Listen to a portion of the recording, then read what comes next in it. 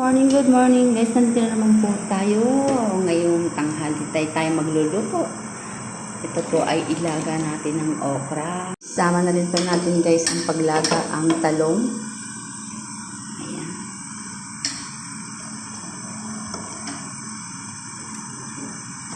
Bagyo beans. Puro laga lang po ito guys. Kasi meron akong bagoong na niluto ng isang araw. Yung binilag ko rin.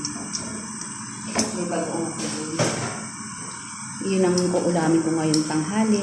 Ilalaga ko lang ito at bagoong sausaw. Kaya sa lemon with calamansi. Hindi ako kumain ng manok. Ang dami ng gulay ko guys, no?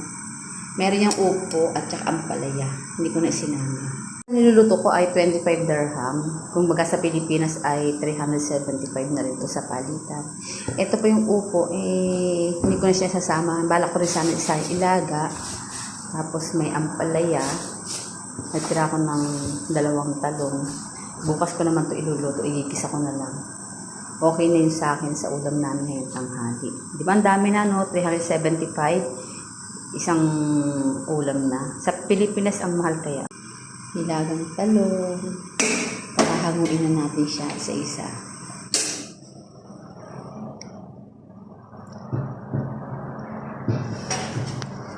Guys, ito na po ang ating nilagang talong, okra, at bagyo beans. Siyempre, meron akong bagoong. Tara, mamaya tayo kumain na. Bye! Thank you for watching. Guys, kakain na tayo. Ito ang ating bagoong. Siyempre, lagyan natin siya dito. Pampahaba raw ng buhay ito. Ayan. Ayan. Tapos sausaw lang natin sa bago. Ganun lang. Ulam lang namin ganito. Akala nyo laging ulam namin masarap. No.